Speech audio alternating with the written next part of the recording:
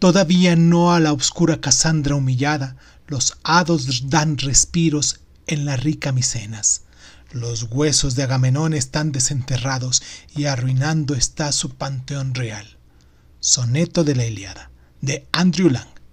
Hoy aquí en Crónica Lunares vamos a hablar de Agamenón y sus hijos. Comenzamos. Cierra los ojos, cierra los ojos, cierra los ojos, cierra los ojos.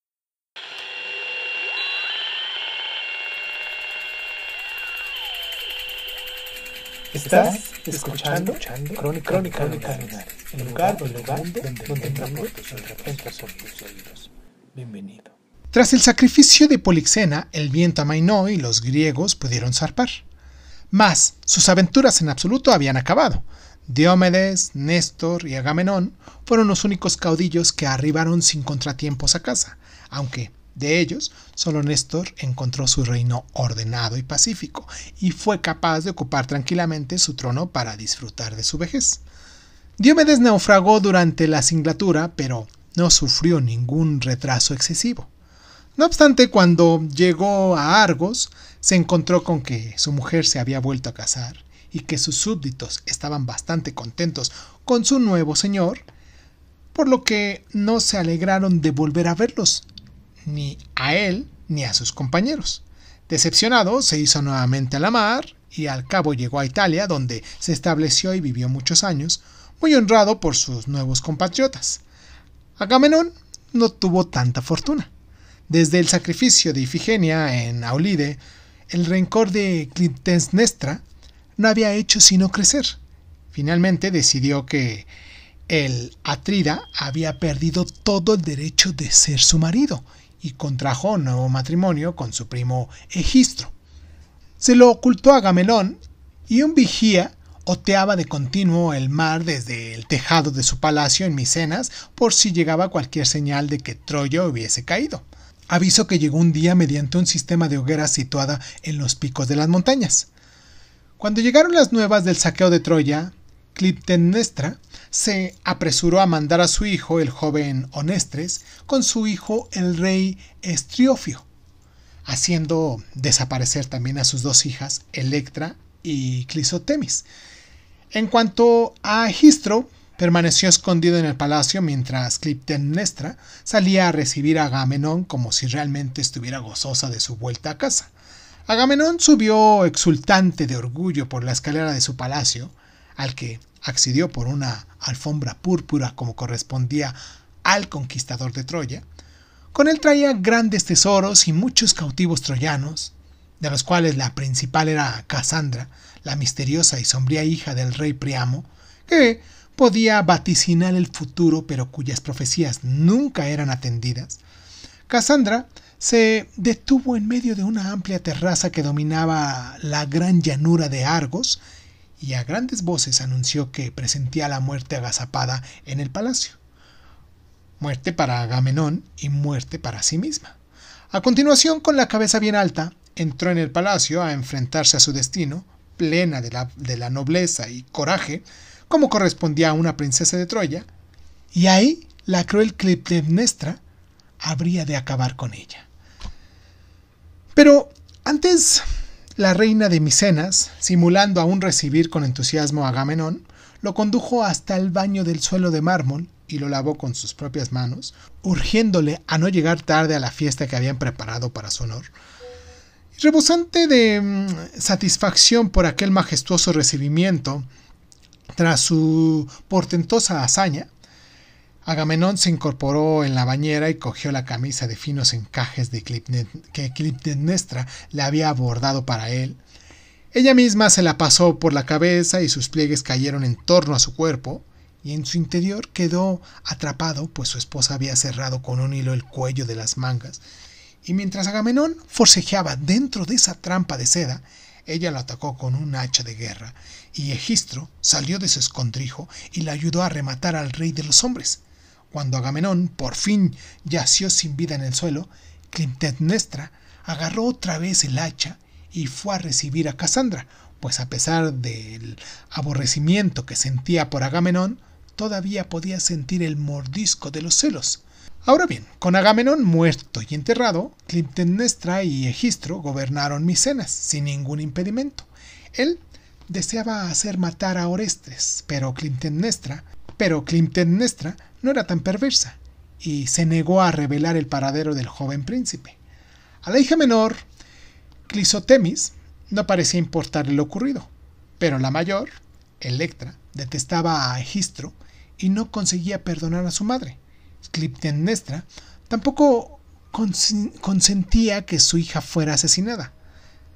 Más temblorosa de que tomara por esposo a un príncipe al que pudiera persuadir a que los castigaran a ella y a Egistro, se la entregó a un humilde campesino que vivía en una cabaña no lejos de la ciudad de Micenas.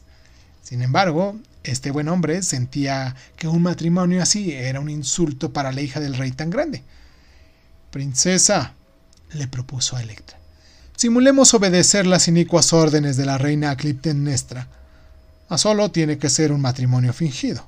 Así, cuando venga algún animoso príncipe en vuestro auxilio, aún podéis casaros con él, si ese es vuestro deseo». Durante 7 años las cosas siguieron así dispuestas. Egistro reinaba en Micenas, aunque bajo la influencia de la enérgica voluntad de Clitemnestra, a menudo se vanagloriaba de no tener la cólera de Orestes, pero en realidad vivía en terror constante de que éste regresara para matarlo. Este era el más preciado anhelo de Electra, que no perdía oportunidad de enviar mensajes a su hermano para recordarle que la muerte de su padre seguía sin venganza. Orestes, mientras tanto, crecía en la corte de su tío, y su querido amigo Pilades, hijo del rey Estriofo, juró asistirle en cualquier empresa que acometiera. Por fin, Egistro llegó a estar tan furioso con Electra por sus sarcasmos y amenazas constantes que declaró su intención de enviarla a una lejana ciudad, donde pensaba encerrarla en un profundo calabozo. Ella pidió ayuda a Orestes, que supo de inmediato que había llegado la hora de actuar. Primero visitó Delfos para consultar el oráculo de Apolo, pues se encontraba ante un nuevo dilema. Según las creencias griegas, era su deber vengar el asesinato de su padre matando al asesino, lo cual estaba muy bien en lo que a Egistro se refería, pero matar a su madre era el peor de los crímenes, y sabía muy bien que, si lo cometía, las furias le habrían de perseguir sin darle tregua hasta hacerle enloquecer.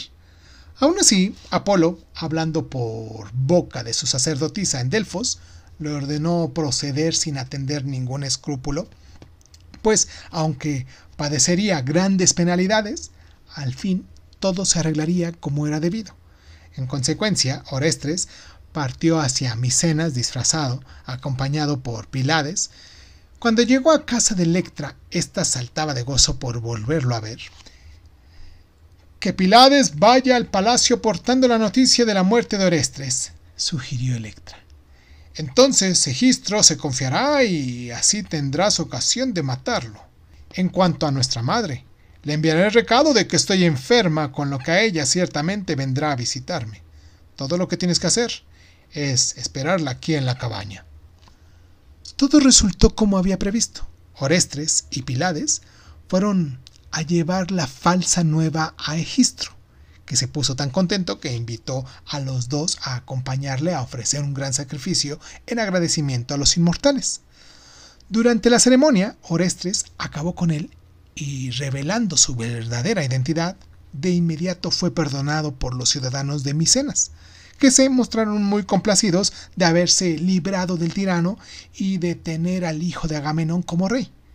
Mas cuando Orestes, impelido a ello por Electra, mató también a Clitemnestra, los micénicos no estuvieron tan dispuestos a perdonarlo. De hecho, ya se preparaban para lapidarlo cuando súbitamente la locura se apoderó de él y las furias subieron desde el reino de Hades para embrujarlo y atormentarlo, sin importar dónde fuera, tratando de escapar hasta que muriera. Mientras el fiel de la balanza seguía vacilando, el viejo rey Tindareo de Esparta, el padre de Clitemnestra, se presentó en Micenas trayendo consigo a su nieta, Hermione, que había sido prometida en matrimonio con Orestes.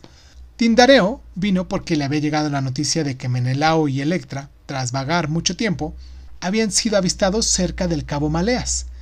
Mas cuando supo lo que Orestes había hecho, urgió a los habitantes de Micenas a que lo apedrearan sin más dilatación. Desesperada Electra capturó a Hermione, subió con ella a la terraza más alta del palacio y cuando los ciudadanos de Micenas llegaron con Tindareo a la cabeza, los amenazó. «Tengo aquí a la princesa de Esparta y la mataré ante vuestros propios ojos si no dejáis marchar a Orestes». En ese momento crucial, la inmortal Apolo se les apareció y dijo a los ciudadanos de Micenas que Orestes había actuado por orden suya. «Orestes debe errar desesperado durante 1 año», concluyó Apolo, «y al final de ese tiempo irá a Atenas para ser juzgado. Cuando todo se haya consumado, regresará para ser vuestro rey y se casará con Hermione». Todo sucedió como Apolo había predicho. Orestes vagó sin rumbo durante 1 año, perseguido por las furias y acompañado por su fiel Pilades. Visitó muchos sitios durante todo ese año de exilio, pues las furias siempre acababan por abrumarlo, obligándolo a seguir hacia adelante, siempre hacia adelante.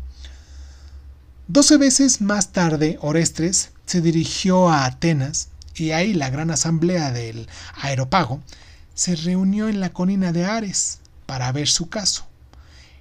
Erígone, hija de Eristro y Clitemnestra, viajó desde Micenas para pedir que Orestes fuera castigado, pero los 12 jueces estaban divididos a partes iguales. Entonces, Atenas, la inmortal señora de Atenas, apareció sobre la colina de Ares y le habló a Areópago. «Hombres poderosos y justos de Atenas, escuchad mi designio. Por muchos años se reunirá este tribunal y para siempre será famoso por la justicia y la ecuanimidad de sus fallos. Y cuando, como ahora, el veredicto esté igualmente repartido entre las 2 partes, el voto del desempate me pertenece, y ese será el voto de la clemencia. Orestes queda en libertad, perdonado y exonerado, y así sucederá con todos los que, después de él, sean juzgados por este tribunal, produciéndose un empate en el jurado». Orestes pues fue liberado, declarado purificado de manchas de sangre y a salvo de las furias, pero éstas, rebosantes de ira, preguntaron a Atenea si iban a ser deshonradas y privadas de sus derechos. «Al contrario», respondió la inmortal diosa de la sabiduría, «vuestro honor no hará sino crecer por la sentencia de ese día. Bajo la roca de la colina de Ares se establecerá vuestro templo, y ahí recibiréis la consideración a la que sois acreedoras las 3, Alecto, Megera y Tisífone. Presidiréis sobre la justicia, supervisando que todo mal reciba su castigo, mas ya no seréis llamadas las furias, sino las Eumínides, los poderes benignos, pues más noble es defender el bien que castigar a los malvados». Todo quedó en calma, aunque Orestes seguía sin poder volver a Micenas. Le quedaba una última demanda que satisfacer antes de que la locura y la mancha fueran purgadas de su espíritu. Por mandato de Apolo, debía viajar a la tierra de Tauride y traer de vuelta la imagen de Artemisa. Tauride se hallaba al norte del Mar Negro, una tierra que hoy llamamos Crimea. Sus habitantes inmolaban a los extranjeros a un ídolo cruel para después arrojar los cuerpos a un pozo de fuego cuyas llamas provenían directamente del Tártaro. Orestes y Pilades se pusieron en camino en una rápida nave impulsada por 20 remos. Arribaron a Tauride de noche, dejaron el barco preparado en una rada secreta y se internaron en el país sin que nadie los acompañara, con la esperanza de encontrar la imagen desamparada y así poder llevársela antes de que amaneciera. Sin embargo, un grupo de pastores los sorprendió, los capturó y los condujo a presencia de Toane, el rey salvaje de los tauros. Estaba encantado de poder ofrecer a 2 griegos en sacrificio, y se los entregó directamente a la sacerdotisa Virgen de Artemisa con instrucciones de prepararlos para el sacrificio. La sacerdotisa observó apenada a las 2 víctimas y cuando estuvieron solos les preguntó si eran griegos. Al responderle que sí, ella les habló en su propia lengua, diciendo que permanecían ahí contra su voluntad, pues ella misma era griega y aborrecía los sacrificios humanos. «Salvaré a uno de los 2», dijo, «si promete llevar un mensaje mío a su vuelta a Grecia». «¿Qué mensaje es ese?», preguntó Pílades. «Yo lo llevaré donde me digáis». «El mensaje», dijo la sacerdotisa, «es para Orestes, el hijo del rey Agamenón. Cuéntale que su hermana, a quien los hombres pensaban haber sacrificado en Aulide, vive en este terrible lugar y que le suplica que venga con una gran flota para rescatarla. Dile que yo soy su hermana Ifigenia». Con gran solemnidad, Pílades repitió este mensaje a Orestes, que estaba ahí junto a él. Luego, volviéndose con una gran sonrisa, dijo: «Señora, ya he cumplido vuestro encargo. Que sea el mismo Orestes el que dé su respuesta». Hubo una gran alegría y alborozo por el reencuentro. Ifigenia le contó a Orestes cómo había sido arrebatada de Aulide en una nube, mientras Artemisa la sustituía por una sierva en el altar en el preciso instante en el que Agamenón dejaba caer su espada. Orestes le contó el motivo de su viaje a Tauride, a lo que Ifigenia asintió. Sabía que alguien habría de venir. A Artemisa no se le complace que estos bárbaros tengan su sagrada imagen permanentemente cubierta de sangre. Debe de ser llevada a Grecia y guardada en un lugar seguro. Alzando los brazos, bajó de su nicho la estatuilla que, como el Palladio, había caído del cielo de una forma de meteorito. En el momento en el que lo hacía, el rey Toante entró a grandes trancos en el templo. «¿Por qué te demoras tanto?», preguntó. «¿Por qué quitas de su lugar la imagen sagrada de Artemisa?» «Ay», respondió Ifigenia sin vacilar. «Mientras me afanaba por preparar a las víctimas para el sacrificio, la imagen apartó los ojos. Entonces Artemisa me habló y me dijo que su altar habría sido mancillado, ya que uno de estos hombres había matado a su madre con el auxilio del otro. Por eso, ahora tengo que llevarlos a los 2 y a la imagen a la orilla del mar y bañarlos con agua salada. Y tú debes apresurarte a traer fuego y agua para expulsar el mal que se ha introducido en este templo». Sin sospechar nada, Toante creyó al punto de lo que se le decía, de modo que mientras se quedaba para purificar el templo, Ifigenia, portando la imagen, bajó a la playa seguida por Orestes y Pílades, acompañados por una guardia de soldados tauros. Pero, en cuanto llegaron a la arena, los 50 argivos, que los estaban esperando, se impusieron con facilidad a los tauros. Y de inmediato saltaron a sus barcos y zarparon en triunfo rumbo a su casa.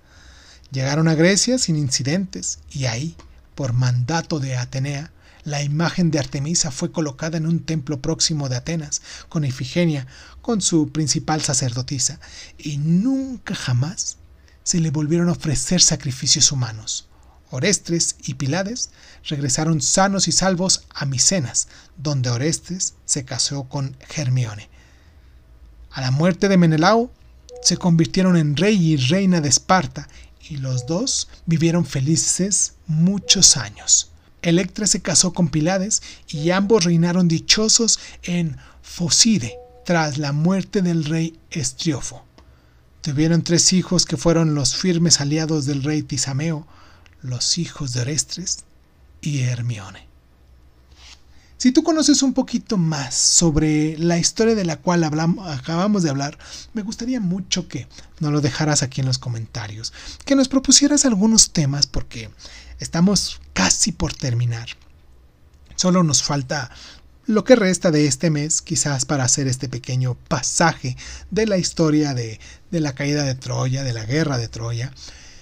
Me gustaría mucho que nos recomendaras algún tema del cual te llamara la atención para hacer nuestra investigación, para que nosotros también nos preparemos y que abordemos el tema aquí, algo de lo cual a lo mejor tú nos dijeras, a mí me gustaría que hablaras de tal tema, claro, relacionado a mitología, a religión, a los temas de los cuales hablamos los martes, porque ustedes bien saben que esto de la mitología lo hemos estado abordando los días martes.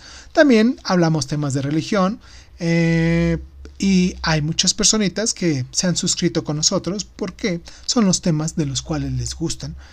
Y pues nada, les mando un abrazo, espero que se encuentren muy bien, un abrazo muy muy caluroso a todos esos lunares, les agradezco mucho el tiempo que se toman para estar aquí con nosotros, les agradezco mucho más a los lunares que nos hacen sus donaciones en nuestra cuenta de PayPal.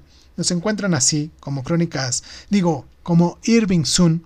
Ahí en PayPal nos buscan de ese modo si es que te ha gustado lo que estamos haciendo y quieres, pues no sé, darnos un pequeño estímulo quizás, no sé, $1, $2, $10, los dólares que ustedes quieran, porque sabemos muy bien que no podemos hablar a lo mejor de moneda nacional porque hay muchos lugares donde nos están escuchando y pues lo cerramos así en dólares para que sea una moneda más común, más fácilmente que nos pueda llegar.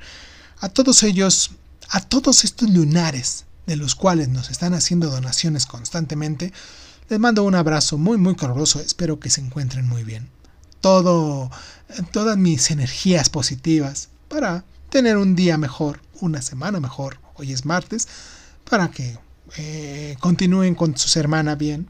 Y pues, sin más ni más, la próxima semana hablaremos de las aventuras de Menelao. A la misma hora y en el mismo lugar nos escuchamos, ¿vale? Yo soy Irving Sun, esto es Crónica Lunares y la próxima semana hablaremos de las aventuras de Menelao.